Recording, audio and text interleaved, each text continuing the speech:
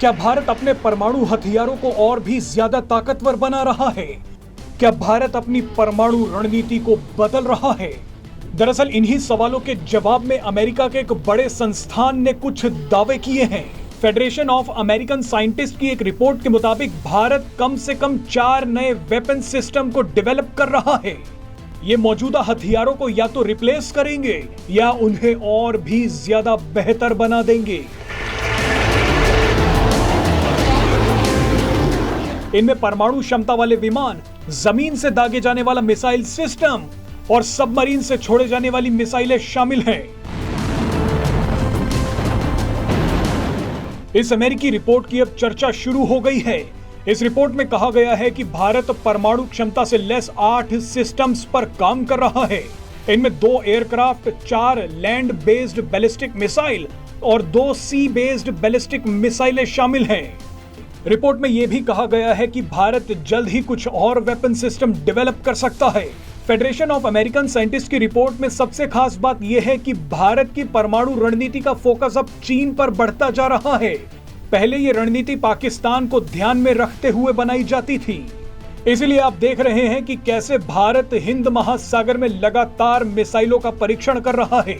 भारत चीन तक मार करने वाली अग्नि और हाइपरसोनिक मिसाइलों का सफल परीक्षण कर रहा है। यानी अब भारत के हथियार और भी ज्यादा घातक होने वाले हैं और अब पूरा चीन उनकी जद में है। भारत के पास 160 खतरनाक परमाणु बम हैं। भारत ने न्यूक्लियर ट्रायड बना लिया है। न्यूक्लियर ट्रायड का मतलब है कि भारत अब जमीन, आकाश और समंदर से परमाणु हमला कर सकता है।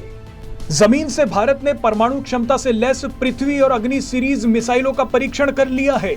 समंदर में भारत INS अरिहंत सबमरीन से परमाणु हथियारों से लैस मिसाइल भी दाग चुका है। इसके अलावा आसमान से सुखोई, मिराज, जगुआर और राफेल लड़ाकू विमानों से परमाणु ग्रेविटी बम भी अब दागे जा सकते हैं। भारत अब अपनी तैयारियां पाकिस्तान नहीं, चीन को ध्यान में रखकर कर रहा है। इसका पहला संकेत तब मिला जब कुछ साल पहले भारत ने पहली माउंटेन स्ट्राइक कोर को बनाने की घोषणा की। भारतीय सेना में 3 स्ट्राइक कोर हैं, लेकिन तीनों ही पाकिस्तान को ध्यान में रखकर तैयार की गई हैं, जबकि नई माउंटेन स्ट्राइक कोर चीन के साथ पहाड़ों पर लड़ी जाने वाली लड़ाई को ध्यान में रखकर बनाई गई है। इसी के साथ भारत ने न्यूक्लियर डिटरेंस यानी अपनी परमाणु ताकत बढ़ाने की भी तैयारियां शुरू कर दी। भारत के पास इस समय फाइटर जेट, जमीन पर तैनात मिसाइलों और सबमरीन तीनों ही तरह से लॉन्च करने वाली बैलिस्टिक मिसाइलें हैं जो परमाणु हथियार ले जा सकती हैं।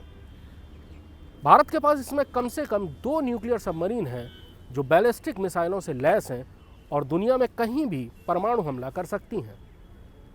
भारतीय वायुसेना के front line fighter jet nuclear हथियार कहीं भी ले जा सकते हैं। लेकिन भारत की सबसे बड़ी ताकत मिसाइल है। भारत के पास 5000 किलोमीटर से ज़्यादा दूरी तक मार करने वाली अग्नि 5 भी तैयार हो चुकी है। ये सारी मिसाइलें न्यूक्लियर हमला कर सकती हैं। फाइटर जेट, सबमरीन और मिसाइल तीनों के परमाणु हथियारों से लैस होने के बाद भारत का ट्रायड यानी तीनों ही तरह से हमला करने वाला त्रिशूल तैयार हो गया और इसी के साथ भारत की सेकंड स्ट्राइक कैपेबिलिटी भी विकसित हो गई, यानी पहला परमाणु हमला होने के बाद दूसरा हमला करने की ताकत। भारत की मिसाइलों की रेंज 5000 किलोमीटर से ज़्यादा हो गई है और ये सभी हाइपरसोनिक हैं, यानी ये आवाज़ की रफ्तार से 5 से 10 गुना ज़्यादा तेज़ी से चल सकती हैं। न्यूक्लियर हथियारों से लैस देशों के क्लब में भारत का दबदबा बढ़ता जा रहा है।